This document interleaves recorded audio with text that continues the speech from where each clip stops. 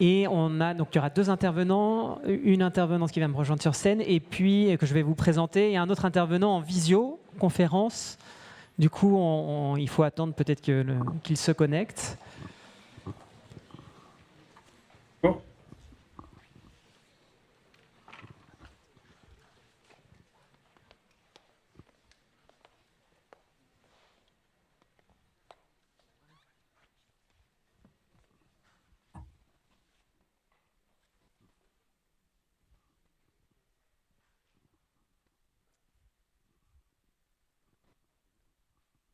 Bonjour Pierre-Yves Benina, vous m'entendez? Oui, je vous entends. Eh bien, parfait.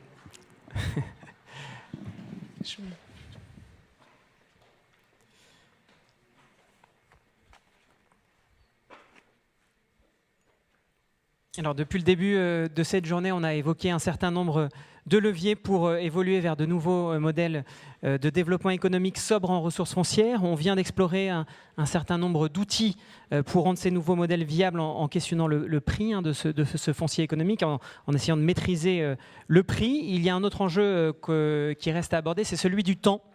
La requalification de zones existantes prend du temps, alors que les besoins des entreprises s'avèrent bien souvent pressants, tout comme la volonté des collectivités de créer de l'emploi sur leur territoire.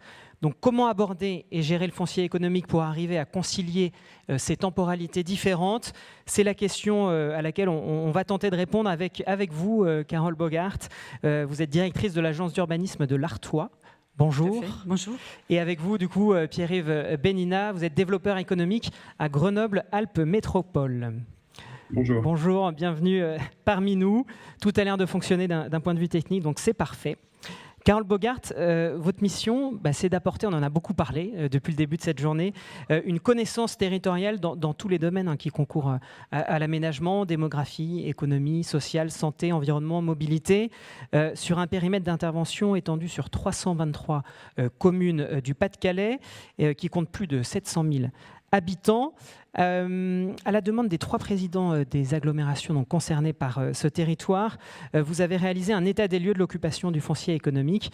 Expliquez-nous comment vous avez procédé.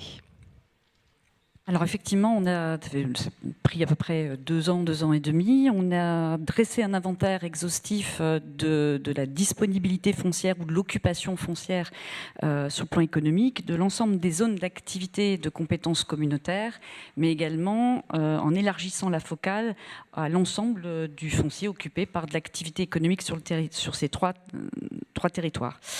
Cela, on l'a fait de façon très étroite avec les services et directions économiques des agglomérations, bien entendu. Et puis nous, on s'est chargé de compléter l'information sur ce qui n'était pas de leur compétence directe, c'est-à-dire hors zone d'activité communautaire. Que rajouter de plus? Normalement, il y a une petite illustration, mais je crois qu'on va avoir du mal à la diffuser dans la mesure où il y a la visio en même temps.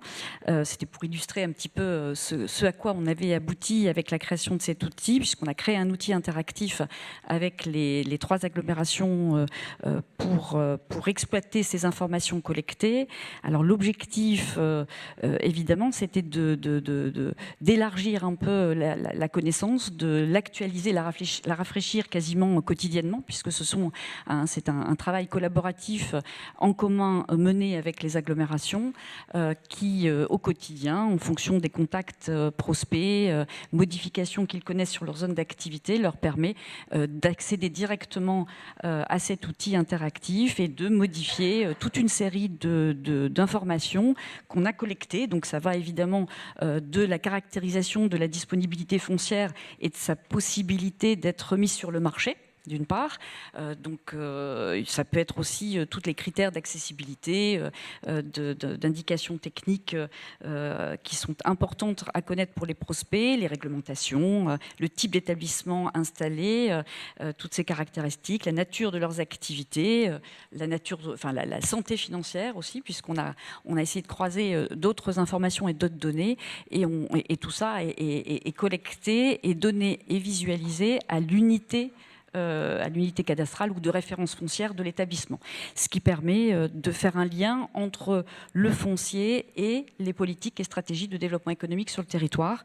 Voilà, donc en gros, c'est la connaissance micro qui alimente aussi donc la dimension macroéconomique, en tout cas c'est l'objectif, de façon à ce qu'on puisse avoir une meilleure connaissance globale de l'activité économique et de ses évolutions sur le territoire. Et concrètement, que permet justement cet outil?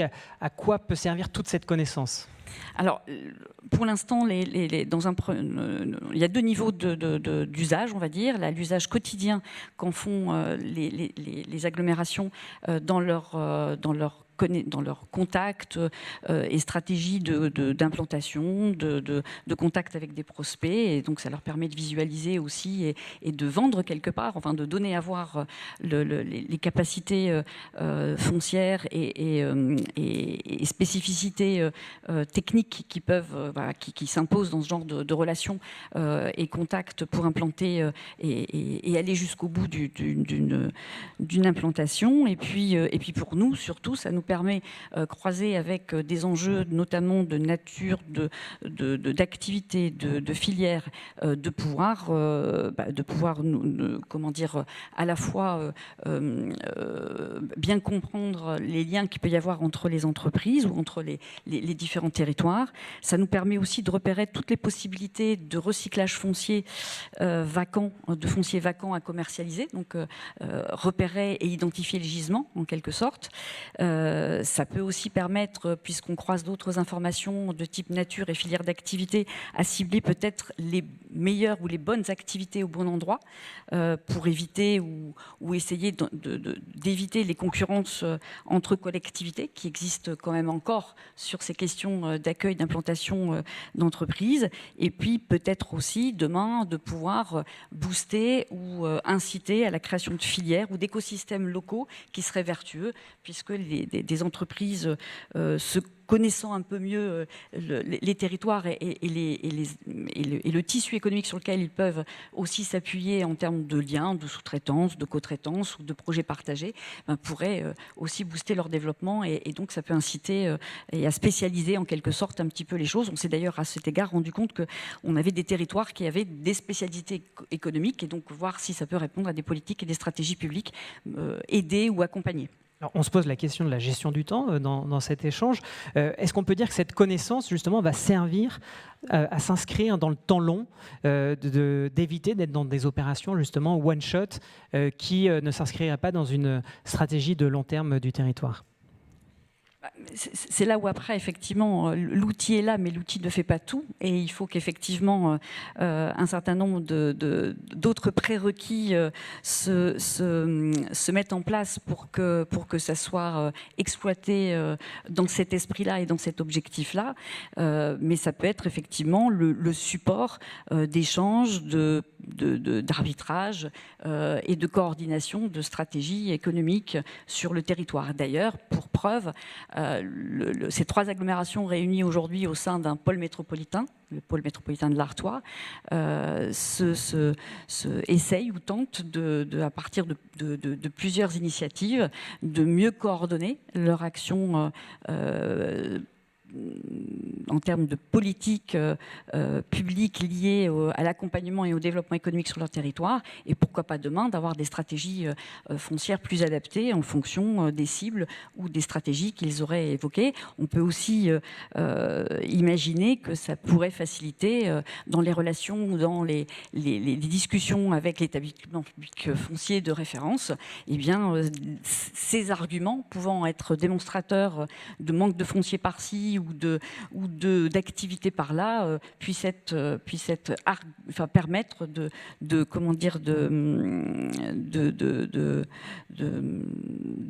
rentrer en dialogue sur des bases et des données fiables, objectives et répondant à des stratégies publiques. Un outil de connaissance, si j'essaye de un peu de résumé qui permet d'établir de véritables stratégies foncières en cohérence avec une connaissance plus fine du tissu économique existant, et ce à l'échelle en fait multi-agglomération. Est-ce qu'il peut aider aussi à orienter tel ou tel projet d'implantation sur tel ou tel foncier selon l'urgence du besoin? Donc là, je me situe plus sur le court terme finalement. Est-ce que votre outil permet d'identifier si un foncier est plus ou moins mutable, pour le dire autrement? Oui, complètement. Alors c'est dommage, effectivement, on n'a pas l'illustration sous les yeux, qu'on avait envisagé présenter aujourd'hui, mais effectivement, d'emblée, on voit, alors je ne sais pas si effectivement on va peut-être pas le voir à distance, encore qu'il y a une grosse tache rouge au milieu de ma carte, donc ça peut peut-être se voir, mais là c'est l'exemple de cartographie qu'on peut zoomer et dézoomer jusqu'à la parcelle, donc avec des codes couleurs qui permettent, en vert en gros c'est occupé, et la grosse tache rouge qu'on voit qui n'est autre que le foncier libéré par l'entreprise Bridgestone à Béthune par exemple, est aujourd'hui évidemment identifié à mutation et en cours de réflexion sur des mutabilités possibles avec en gros voilà un petit peu l'idée de cet outil qui effectivement permet de repérer d'emblée les zones qui peuvent être à court, moyen et long terme mises à disposition moyennant des investigations à mener ou à engager avec les collectivités territoriales. Pierre-Yves Bénina, Grenoble-Alpes Métropole a succédé en 2015 à la communauté d'agglomération du même nom. Cette même année, vous êtes justement posé la question de la cartographie de vos zones d'activité économique. Expliquez-nous comment ça s'est passé. Alors peut-être juste un mot très rapide d'introduction. Je vais faire vite, mais pour que tout le monde saisisse les enjeux. Donc on est issu d'une agglomération historiquement assez peu intégrée en termes de compétences et de développement économique, la compétence ayant été plutôt prise en main par les communes. On est une agglomération autour de 500 000 habitants. On est aussi une agglomération qui est donc nichée au creux des montagnes, au cœur des montagnes, avec donc des contraintes géographiques extrêmement fortes, puisque la tâche urbaine aujourd'hui s'est vraiment étendue jusqu'au pied, jusqu'au coteau des montagnes, et que nos limites administratives, qui sont assez resserrées par rapport à la réalité de notre bassin de vie, font en plus qu'on a un espace un terrain de jeu qui est très restreint en termes au sein du périmètre de la métropole, donc avec un enjeu aussi de travail avec évidemment les territoires voisins. Ceci étant, donc, on est aussi un territoire d'industrie qui est très riche. Je ne vais pas vous faire la promotion de la métropole grenobloise, mais on a un écosystème scientifique et industriel qui est très présent, notamment dans la microélectronique, avec un tiers des emplois français de la filière, et puis tout un tas aussi d'autres filières industrielles, la chimie, la santé, la mécanique, etc. Mais voilà, on a un tissu industriel qui est fort, on a aussi un tissu scientifique et technologique qui est fort, donc avec des capacités à créer aussi des porteurs de projets et des technologies portées par les industriels qui sont importantes, et donc des potentiels de développement importants. Voilà, pour le tableau rapide. Donc, la métropole s'est créée en 2015, et avec donc un constat, c'est que finalement, on avait peu de connaissances de notre tissu économique, et puis vraiment la nécessité aussi de générer finalement un discours stratégique, d'une vision stratégique partagée avec les élus, et qui soit du coup porté. Et c'est là un des enjeux, à mon sens, importants en termes de durabilité de nos actions publiques, c'est l'appropriation d'une vision stratégique par les élus et autant que possible sa continuité dans le temps. Donc ce travail de recensement, finalement, il a été assez classique en termes de cartographie et de recensement de terrain. Il y a eu un volet qualitatif assez important avec des visites de zones systématiques, un repérage partagé aussi avec les acteurs économiques, et donc un croisement cartographie base de données, et puis une approche qualitative, j'ai envie de dire presque préopérationnelle finalement, sur les sites, pour pas être simplement sur une vision à plat, mais qui prennent aussi en compte les réalités de terrain.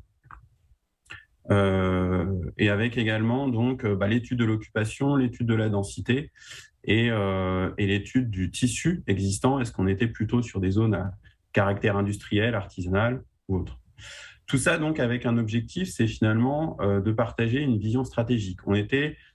Un des premiers constats, ça a été qu'on était dans une situation d'urgence avec 280 hectares de foncier économique déclassés en 10 ans par les approches communales individuelles et 200 hectares de foncier économique en projet de déclassement dans les cartons. Donc en croisant les deux, on avait comme ça une perte de substance finalement de notre foncier économique qui était extrêmement importante. Et le premier des dialogues à engager avec les communes et les élus, ça a été de dire attention, on a ce potentiel industriel et on a par ailleurs cette perte de capacité d'accueil et ces difficultés finalement à trouver des solutions. Tout ça rapidement sur un calendrier de travail qui a duré 1 an et demi, 2 ans. Et surtout, ce que j'ai oublié de vous dire, c'est que tout ça s'est fait en parallèle. Donc, c'est ce qui a abouti à un schéma directeur des espaces économiques, vision donc très développement éco, s'est construite en parallèle avec le PLUI. Et pour nous, le PLUI a été vraiment une formidable caisse de résonance politique pour affirmer notre stratégie et la partager en transversalité au sein de la métropole, la marteler auprès des élus et faire que les thématiques du foncier productif soient vraiment prises en main et appropriées par les élus. Et avec en plus, et ça c'est un point essentiel aussi dans la traduction finalement préopérationnelle et durable de ces intentions, une traduction réglementaire dans le règlement du PLU. La vision stratégique, alors je vais vous faire un partage d'écran. La vision stratégique, donc, elle s'est traduite sur, oui, vous l'avez, sur 10 espaces d'accueil, voilà, 10 espaces stratégiques de projet dans lesquels on a priorisé donc 10 opérations qui nous ont permis de dire, voilà, c'est ici que demain la métropole doit investir, c'est ici que l'action foncière principale doit se concentrer en termes d'action, si on peut dire, directe finalement, c'est-à-dire d'intervention directe. Je reprends mes petits, voilà. Donc c'est le premier, j'ai envie de dire, c'est le premier pas fondamental pour tenir dans le temps. Ça a été cette vision stratégique et cette traduction dans le PLUI. Nous, on a vraiment exploité le PLUI à plein régime en termes de traduction réglementaire, avec un règlement qui est extrêmement strict sur les possibilités d'accueil en zone productive. C'est-à-dire qu'il y a un champ des possibles qui est réduit aux activités industrielles, artisanales, bureaux associés à de l'activité. Le bureau seul est interdit. Et on interdit toutes les activités de commerce, de services, évidemment le logement, j'ai envie de dire. Voilà, donc avec un travail très très fin sur le règlement du PLUI, sur les destinations et sous-destinations autorisées, et avec en miroir un travail très très fin sur les activités de commerce et de services, puisqu'on a des zonages qui ne sont pas des zonages réglementaires du PLUI, qui sont des zonages, des aplats finalement qui viennent se superposer aux zones du PLUI. On n'a pas de zonage commerce, on a des aplats d'un règlement commercial et qui permettent de délimiter à la parcelle des espaces de commerciaux où on peut accueillir du service et ou de la restauration avec des surfaces de vente délimitées, mais qui du coup ont permis de sortir toutes nos zones d'activité, de sortir ces activités des zones d'activité dites productives. Pierre Benina, ces grands sites stratégiques que vous avez identifiés, ce sont des sites qui vont, j'imagine, demander un temps long d'aménagement. Est-ce que, du coup, l'enjeu, c'est justement d'anticiper des besoins futurs pour que la zone soit prête au moment où le besoin s'exprime? Alors, je dirais que nous, on court tellement après le foncier aujourd'hui que les besoins futurs et en plus, sur ces grandes opérations, on est sur des temps tellement longs que je dirais que l'anticipation n'est pas tellement dans notre calendrier. Simplement, ce qu'on identifie, c'est des fonciers stratégiques de par leur localisation, leur étendue, et je dirais que l'offre de services territoriale en général qui est autour, que ce soit en termes d'accessibilité, de services aux salariés ou autres, ou avec des enjeux éventuellement urbains aussi par ailleurs, où là, on a acté donc sur ces 10 sites stratégiques, on a ces grandes opérations, et donc effectivement, on va aller faire de l'intervention, je dirais presque classique finalement, d'aménagement public, à travers notamment des AC, mais pas seulement, et des acquisitions foncières importantes, et en mettant en place un peu tout l'armada de l'aménagement public, y compris évidemment aussi avec l'appui des EPF, enfin de notre EPF, pour sortir les opérations. Et comment on fait Mais justement Oui. Comment on fait pour gérer dans le temps l'aménagement justement de ces grands chantiers stratégiques pour qu'ils ne soient pas dépendants finalement des élections, que quels que soient les élus, finalement, ces grands chantiers s'inscrivent dans la continuité? ça rejoint un petit peu ce que j'évoquais sur le PLUI, c'est-à-dire comment on arrive à construire un discours technique et politique bien approprié qui traduisent bien les enjeux du territoire et qui soient vraiment partagés au sein aussi d'une gouvernance. Nous, ce qu'on a réussi à mettre en place avec les collègues de l'aménagement, avec les collègues de la planification, c'est une gouvernance politique qui traverse un peu tous les courants de la métropole aussi, en passant, et qui permettent, lors de temps réguliers, de partager ces enjeux, donc du foncier productif en l'occurrence, mais pas que. Je dirais que les différentes thématiques de travail sont explorées. Et donc, on a à la fois une gouvernance qui est très axée développement économique avec nos élus proches, une gouvernance plus large au sein de la métropole avec les élus du développement économique et aussi une bonne représentation de l'exécutif avec qui on travaille en continu. Et puis une gouvernance par grande opération qui travaille aussi avec les services de l'État, qui travaille aussi au niveau préfectoral, qui travaille aussi avec les industriels. Donc on a des séances de travail où on met autour de la table les industriels, le préfet, le président de la métropole, les différents sujets, et on partage comme ça ces enjeux. Et je dirais qu'à force, il y a quand même une appropriation qui est là, qui nous exonère évidemment pas de changements politiques radicaux. Mais je veux dire qu'on a quand même du coup un suivi et une prise en main, une prise de conscience qui est forte des sujets qu'on souhaite porter. Après, moi, ce que je souhaitais ajouter et qui a déjà été évoqué aussi tout à l'heure, c'est que de plus en plus, j'ai le sentiment qu'on se positionne en animateur finalement de l'offre foncière du territoire et pas uniquement en porteur de projet. Et cette animation, pour moi, elle passe à la fois par les aspects réglementaires qui sont de la compétence de la métropole, avec encore une fois ce travail sur les règlements d'urbanisme. Elle passe par l'animation interterritoire qu'on peut avoir au sein du SCOT pour aller chercher aussi une vision partagée avec les autres territoires et éviter les concurrences, notamment quand on va parler de baux et qu'on a déjà évoqué aussi. Elle passe par les opérations d'aménagement privé qu'on va accompagner plus ou moins fortement, mais parfois très fortement. On a un travail typiquement assez important sur les plateformes chimiques aujourd'hui pour aller remobiliser le foncier libre sur ces plateformes pour accueillir de nouvelles activités. Donc là, vraiment, nous, on n'est pas propriétaire du foncier, on n'a pas vocation à le devenir, mais c'est bien en partenariat avec l'industriel, on est maître d'ouvrage d'études et qu'on va amener des sorties de foncier et une mise sur le marché des fonciers. Et là, dans ce cas-là, votre rôle, c'est quoi? C'est de faciliter leur rapport avec l'administration, justement, pour que le projet avance vite? Ce qui est sûr, c'est que ce soit sur des opérations strictement privées, lourdes, enfin importantes, en site pollué ou complexes, ou plus imbriquées, comme je l'évoquais, par exemple sur les plateformes chimiques, on a toujours l'administration auprès de nous. Le partenariat, il s'est construit depuis 2015.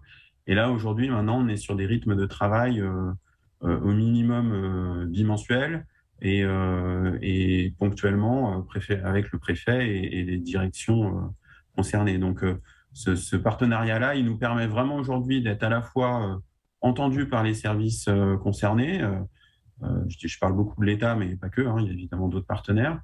Et puis aussi auprès des promoteurs, notamment privés, qui ont compris tout l'intérêt de travailler avec nous et qui, du coup, aussi ont compris l'intérêt d'essayer de s'entendre avec nous sur la commercialisation et les vocations, finalement, de leur projet. Alors, je reviens vraiment à cette thématique du temps. Là, on était plutôt sur du temps long. Et lorsque vous avez des demandes de foncier urgentes, je pense par exemple, vous le rappeliez en introduction, vous êtes un territoire assez innovant avec la présence de start-up assez dynamiques, innovantes. Une start-up cherche à s'étendre. Est-ce que parfois, c'est pas dans sa stratégie, elle n'a pas pensé au foncier, elle doit pouvoir pour autant répondre rapidement à un accroissement d'activité. Est-ce que vous êtes en mesure de les accompagner ? Alors nous, on a un gros sujet auprès des startups parce qu'on a un certain nombre de startups technologiques qui sont sur des technologies de process industriels associés notamment aux filières que j'évoquais tout à l'heure et qui ont du coup des enjeux vraiment d'industrialisation. Avec en plus parfois des questions de risque technologique associées. Donc, on a des vraies questions foncières parce que on ne peut pas les mettre partout. Et puis du coup, l'offre est très limitée. Le premier travail qu'on essaye de faire, c'est de les sensibiliser à apporter ces questions en amont, le plus en amont possible. Les startups qui arrivent en nous disant j'ai besoin dans 2 ou 3 mois d'un site, c'est pas que un épiphénomène, et donc vraiment c'est une situation qu'on cherche à éviter. Après, sur les outils, on a essayé de développer, il y a notamment un site qui est sorti, une offre un peu clé en main, avec à la fois une capacité à accueillir un peu de risque, et puis un permis de construire qui a déjà été déposé, validé, et un promoteur qui est une SPL, hein, qui est un aménageur public, qui est prêt finalement à réaliser le bâtiment dans un délai relativement court. Après, voilà, c'est une offre qui a ses limites parce qu'évidemment, c'est déjà un peu bridé et qu'on ne peut pas s'adapter à tout type de projet. Mais il y a cette tentative d'aller au plus vite sur l'accompagnement de ces projets, même si, encore une fois, le premier enjeu, il est d'accompagner ces entreprises au plus près pour aller identifier le plus en amont possible les besoins à horizon au moins 1 ou 2 ans. Carl Bogart, peut-être vous voulez réagir aux propos de Pierre-Yves Bénina ? Peut-être savoir si effectivement cette démarche, qui est une démarche de construction et de suivi de stratégie et de développement économique sur ce territoire grenoblois, c'est de savoir quel outil de suivi ils mettent en place pour pouvoir répondre à toutes ces dimensions qui viennent d'être exposées. Alors, on est en cours de réflexion sur un observatoire des locaux d'activité. Alors, à savoir qu'on a déjà mis en place un observatoire tertiaire, donc qui est assez exhaustif sur un seuil de surface qui était de 400 mètres carrés. Donc, on a une vision du parc qui est quand même assez précise. Et il y a l'idée d'avoir à peu près la même démarche sur les locaux d'activité, à ceci près que notre approche sera a priori de ne pas être forcément exhaustif sur l'ensemble des zones d'activité dans le diffus, mais de plutôt se focaliser sur quelques secteurs à enjeu. Quand je dis secteur, donc ça va être des périmètres de la métropole dans lesquels on a plusieurs zones d'activité qui sont bien localisées, bien desservies, et d'aller observer finement ce qui se passe dans ces zones d'activité pour aller chercher un peu des faisabilités de petites opérations de remembrement ou de densification. Même si, là encore, on va sur des opérations qu'on sait relativement complexes, longues et coûteuses. Mais en tout cas, c'est l'échelle de travail qu'on se donne aujourd'hui sur le suivi. Alors, j'aimerais vous faire réagir tout de suite, je m'adresse à la salle, sur justement cet atterrissage foncier de vos projets de développement économique. Pierre-Yves Bénina nous disait que, après avoir identifié des grands chantiers stratégiques, très vite, en fait, ils ont fait atterrir ces stratégies sur le foncier, sur le volet réglementaire, pour vraiment le faire matcher avec la stratégie foncière. Est-ce que vous, sur vos territoires, je m'adresse aux intercommunalités, aux collectivités, vous avez déjà réfléchi à l'atterrissage foncier de vos projets de développement économique? Est-ce que vous voulez réagir à ça?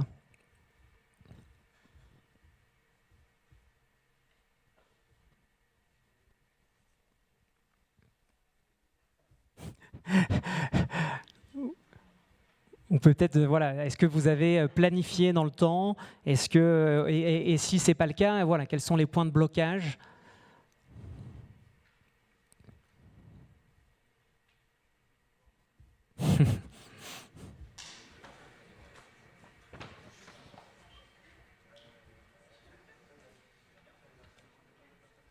Pas d'autres intercos dans la salle? Alors, c'est effectivement dans le cadre de la révision du PLU, puisqu'on est dedans, il y a des tentatives pour quantifier les besoins en foncier économique. Merci Anne-Gaëlle. Qui sont encore en cours, puisque comme vous le savez, autant sur du tertiaire, ça pose pas trop de soucis de mesurer les besoins, autant dès lors qu'on est sur des activités telles que l'industrie, etc., c'est beaucoup plus difficile à quantifier, donc on se fait accompagner pour faire ça. Après, la difficulté, c'est d'identifier le potentiel foncier qu'on va pouvoir mobiliser. Et comme on l'évoquait ce matin, dans le cadre du ZAN, on a beaucoup de choses qui se referment. Et donc aujourd'hui, on a du potentiel foncier. Hein. S'il y a des promoteurs dans la salle, ils le savent. Simplement, ils ne sont pas forcément dans les secteurs qui sont souhaités. Je pense par exemple à Roubaix. On a du foncier disponible à vocation économique, pas cher, disponible. Voilà, bientôt attractif, avec vraisemblablement des lignes de transport en commun structurantes qui apparaîtront avant la fin du PLU. Donc, faut pas hésiter. Voilà. Non, mais tout ça pour dire, si vous voulez, que on a une problématique de raréfaction, comme sur beaucoup de territoires, et Grenoble le connaît aussi. On est peut-être un peu moins dynamique que Grenoble, mais on est très, très concentré aussi chez nous. Et puis... on a aussi des contraintes de pollution, on a un passé industriel qui fait que ce sont des territoires qui sont compliqués. Donc, si vous voulez, le temps long, nous, on le gère, on a sorti des choses, on attend, si vous voulez, que le marché prenne. Parce qu'on a des choses qui sont viabilisées aujourd'hui à vocation économique, mais sur lesquelles les investisseurs ne se positionnent pas. Donc là, il y a des vraies questions à se poser sur pourquoi est-ce qu'ils ne viennent pas. À terme, ils finiront par venir, mais pendant tout ce temps, on fait du portage. L'EPF le sait.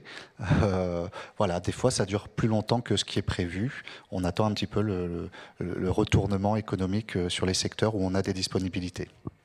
Et comment vous vous positionnez par rapport à l'échéance de juillet 2026 dont parlait Sébastien Lavoine de révision des SCOT?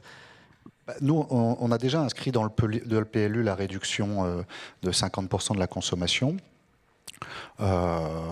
Donc, c'est déjà quelque chose qui est pris en compte. La problématique pour nous, parce que si on regarde ce qu'on a consommé durant la dernière décennie, finalement, le rythme, on n'avait pas tout consommé. Donc, finalement, le rythme était plutôt bon. Ce qui pose souci, c'est que les secteurs dans lesquels les promoteurs ou les investisseurs voudraient investir, il n'y a plus rien. Et les secteurs dans lesquels on a des disponibilités, les investisseurs ne veulent pas aller. Donc, la difficulté, ça va être de faire correspondre l'offre et la demande, tout simplement. Carole Bogarde, vous vouliez réagir?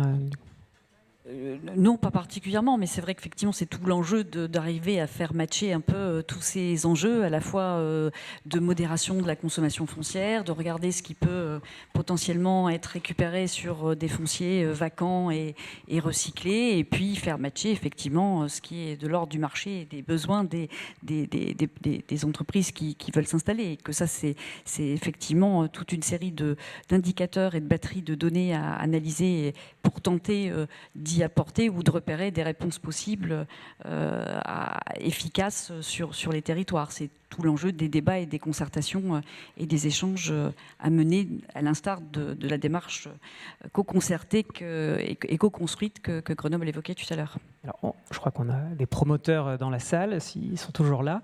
Est-ce que, effectivement, pour répondre à la problématique qui a été évoquée, qu'est-ce qui fait qu'aujourd'hui, sur les zones identifiées, il y a une frilosité à monter des opérations? Alors, je ne sais pas s'il y a des promoteurs qui sont dans la région lilloise présents. Peut-être un appel à candidature. Oui.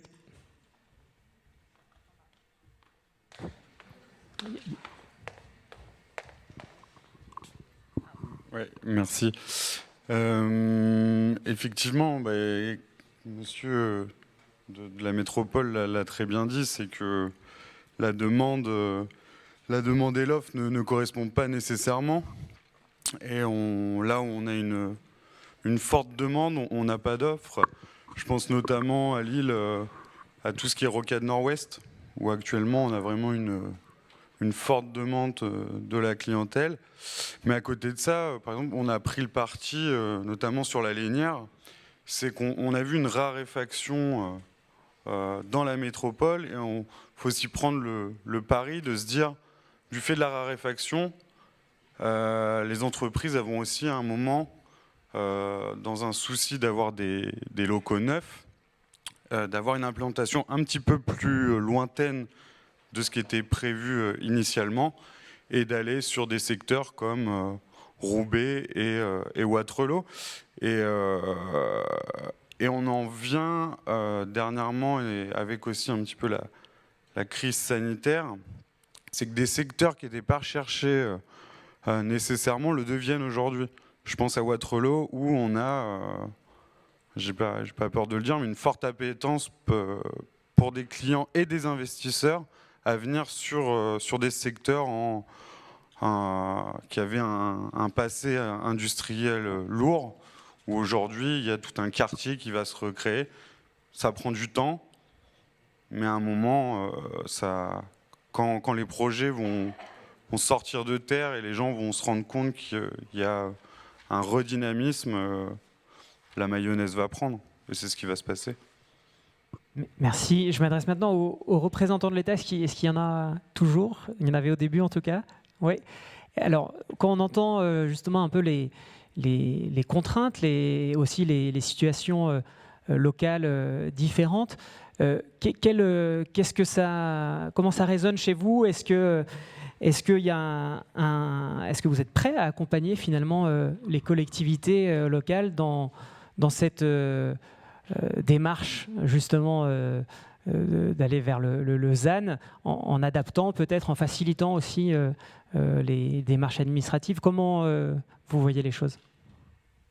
Alors, Claire Arnaud, je travaille à la délégation au développement de l'Axe Nord, donc c'est qui se charge de favoriser en fait la compétitivité interportuaire et logistique.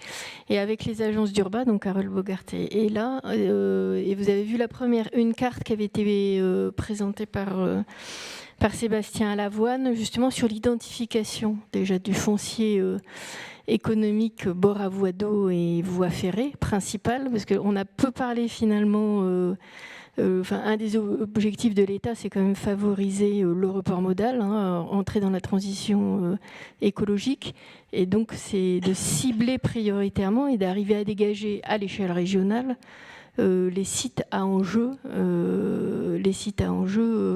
potentiels pour accueillir des activités économiques génératrices de flux. Et finalement, on a beaucoup parlé de la question du temps, de la question du prix, et très peu, à mon avis, de la question de la connectivité à la voie d'eau et à la voie ferrée, qui est sûrement un enjeu majeur dans les années qui viennent. Donc voilà, pour l'accompagnement, alors je ne suis pas service de l'État au sens strict et notamment réglementaire, donc je vais pas pouvoir répondre à votre question.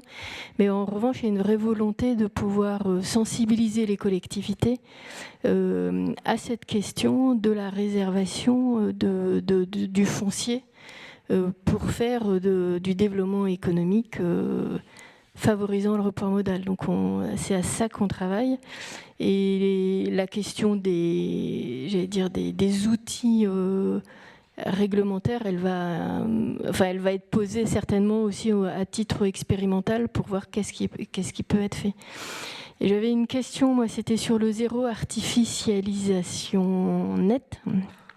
Et peut-être à Madame Trottmann, je ne sais pas, je ne sais pas s'il est encore là, dans l'étude.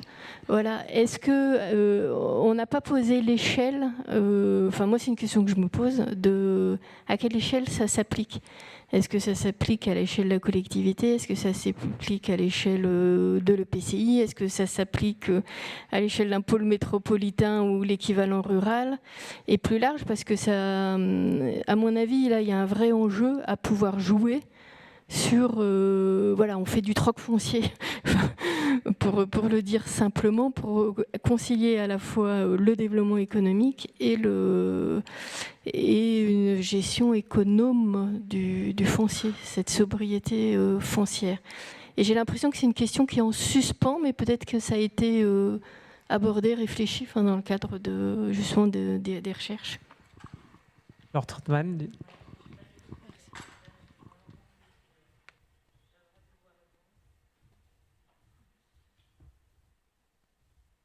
À l'échelle des outils de planification. Donc Scott et PLUI sont les bonnes échelles de débat et de concertation sur ces enjeux-là, et de définition ou de repérage, de compensation effectivement foncière à trouver, voire de déclassement. On n'a pas abordé, c'est vrai, parce que c'est il fallait être concis et synthétique par rapport à des outils de connaissance ou de suivi, de stratégie comme celles qu'on essaye d'impulser sur le territoire sur lequel on intervient. Mais l'objectif, c'est pas forcément de maintenir tous les fonciers économiques. Si effectivement on considère qu'il y a un certain nombre de fonciers qui ne sont plus attractifs au développement économique, il y a peut-être d'autres vocations à imaginer derrière. Et donc l'outil n'est pas exclusivement, en tout cas dans notre esprit, construit pour répondre exclusivement à demain de l'activité économique sur toutes les disponibilités foncières qui ont été repérées. Mais par contre, effectivement, il peut y avoir des phénomènes de troc ou d'échange en termes de foncier qui pourraient, selon évidemment tout un cheminement de concertation, de dialogue, de partage aussi et d'appropriation avec les élus, de définition de stratégies foncières qui permettent ensuite de se décliner, comme on l'a vu dans les PLU, dans le PLU ou d'autres documents. En tout cas, pour la démarche ZAN, effectivement, c'est bien à l'échelle des outils de planification que ces débats-là vont se poser entre les élus, donc avec effectivement des arbitrages potentiels demain à établir pour, si on augmente, on n'interdit pas, le ZAN n'interdit pas la consommation foncière, par contre, il faut trouver des stratégies de réponse globales pour montrer qu'effectivement on respecte globalement la règle du ZAN, pour faire très, très synthétique et un peu caricatural. Est-ce qu'il y a d'autres réactions?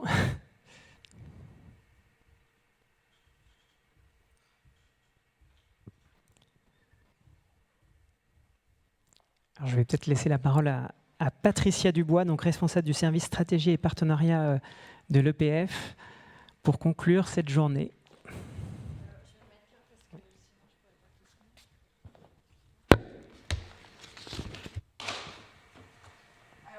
Ce serait mieux d'ouvrir que de conclure une journée comme ça, mais le terme d'usage est la clôture. Donc voilà. Bon, alors désolée, j'ai pas un talent oratoire démesuré, par contre j'ai pas mal d'enthousiasme. Donc aujourd'hui, ce qu'on a pu entendre contribue à cet enthousiasme. Alors, développement économique et sobriété foncière, mission impossible. Alors on se dit souvent entre nous, il faudrait que non, finalement. Mais on se dit aussi, mais on ne sait pas comment faire, les élus ne sont pas mûrs, etc., etc. Donc je pense qu'aujourd'hui, il y a des outils très concrets qui ont été évoqués, donc densité, mutualisation, péréquation entre les usages, démembrement, modularité, occupation des interstices spatio-temporels, fiscalité, portage long. Je mets des petits points parce que sinon je peux continuer encore longtemps. Je vais plutôt rebondir sur sur quelques mots-clés avec un petit florilège de ce qui a pu être dit au cours de la journée. Donc je vais repomper des petites phrases des uns et des autres. Donc autour de l'observation, finalement, c'est un des mots-clés que je retiens de la journée. Donc il faut pouvoir connaître, analyser l'existant, c'est ce que Carole Bogart nous a expliqué à l'instant, pour mieux apprécier les interactions entre les acteurs, pour poser le diagnostic, pour anticiper les mutations, pour construire aussi les stratégies. Deuxième mot-clé, anticipation, donc observation, anticipation. Alors Sébastien Lavoine nous parlait d'effet ciseaux ce matin, entre ce qu'on va se dépêcher de consommer tout de suite tant qu'on a le droit, et puis ce qu'il faut pouvoir régénérer comme nouvelle offre, et ça, on sait que ça prend un peu plus de temps. Donc comment est-ce qu'on se projette dans cette anticipation-là, et comment est-ce qu'on entraîne nos élus aussi dans cet exercice ? Observation, donc anticipation, et puis stratégie globale et écosystème, c'est aussi ce qui a été dit tout au long de la journée, finalement l'importance de construire une vision, un projet stratégique qui soit partagé, et alors c'est encore mieux si on peut le traduire dans les documents réglementaires, ce que nous expliquait M. Benigna à l'instant aussi. Un enjeu de pouvoir désiloter, de finalement gommer les frontières entre le public, le privé, entre le foncier, l'aménagement urbain, le développement économique, la planification, et plutôt favoriser l'émergence finalement d'acteurs d'un nouveau genre, nous disait aussi Gilles Krag ce matin, et donc apprendre à travailler aussi avec les entreprises qui sont sur place. On a tendance à être encore chacun, ça va mieux qu'il y a 20 ans, mais on est encore chacun un peu dans nos cases. Donc voilà, et du coup pouvoir offrir une ingénierie d'accompagnement, mais aussi d'animation. J'entendais tout à l'heure aussi de pouvoir animer, être animateur du foncier sur son territoire. Et puis dans cet écosystème-là aussi, ne pas se focaliser sur le projet du siècle, la grosse entreprise qu'on veut pouvoir attirer, mais aussi plutôt contribuer, donc l'usine 4.0 qu'on évoquait ce matin aussi, mais contribuer à régénérer ou à générer un écosystème à externalité positive finalement sur le tissu local, et donc en rentrant dans une démarche d'économie circulaire et de fonctionnalité, encore Monsieur Krag ce matin, mais voilà, et de faire entrer les enjeux de transition écologique dans notre quotidien, parce que ce que nous disait aussi Johan Witz tout à l'heure, c'est que finalement le travail au quotidien avec les entreprises sur place, avec les acteurs locaux, ça porte ses fruits, tout comme la qualité de l'offre qu'on propose. Donc voilà, produire de la qualité, je pense que ça faisait aussi partie des choses qui sont revenues régulièrement dans la journée.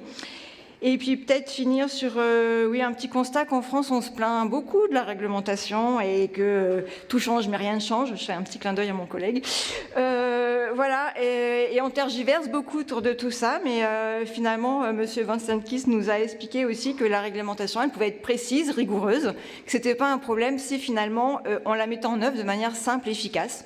Alors, est-ce que c'est une utopie ? Non, il y en a qui y arrivent, donc voilà. Et Philippe Antoine, ce matin, nous a dit le carcan oblige à être créatif. Alors, j'ai envie de dire, lâchez-vous. Voilà, et sans vouloir provoquer, pour rebondir sur ce qui vient de se dire, là, est-ce qu'il faut toujours répondre aux chausse-pieds, finalement, aux demandes des entreprises, surtout si c'est pour damer le pion, finalement, à son voisin, et vouloir absolument tout maîtriser ? Et j'ai vraiment bien aimé l'intervention de Frédéric Barthes. À un moment, il nous a dit mais le rêve... Alors, il ne l'a pas dit tout à fait comme ça, hein, mais le rêve n'est pas en rayon. Bon, ben soit, proposons donc autre chose sans aucun complexe, puisque le rêve, finalement, on peut pas l'offrir. Donc voilà, ça nous laisse toute liberté de proposer tout plein d'autres choses. Et on a vu, à travers les nombreux exemples des intervenants aujourd'hui, que c'était possible. Donc voilà, donc finalement, mission impossible, ben, moi j'ai envie de vous dire non. Et en tout cas, j'espère que vous allez repartir d'ici gonflé à boc pour continuer à travailler le sujet. Et si ce n'est pas tout à fait le cas, au moins avec des pistes à explorer et puis des exemples peut-être à aller re-questionner une fois rentrés chez vous. En tout cas, je voulais vraiment remercier les intervenants, alors ils ne sont plus tous là, mais de la journée, notre animateur aussi, Pierre Chavannes, et puis vous pour votre présence, nos techniciens aussi qui ont assuré toute la logistique de la journée. Et voilà, et sur un point de vue plutôt pratique, on mettra en ligne sur notre site les replays en fait, des tables rondes, et on mettra aussi les présentations des différents intervenants et puis les quelques liens vers les ressources qui ont pu être évoquées aujourd'hui, comme je pense aussi au cycle du PUCA sur les activités productives, qui est aussi assez intéressant et sur le même sujet que qu'aujourd'hui. Voilà, je n'en dis pas plus, je vous laisse rejoindre vos pénates.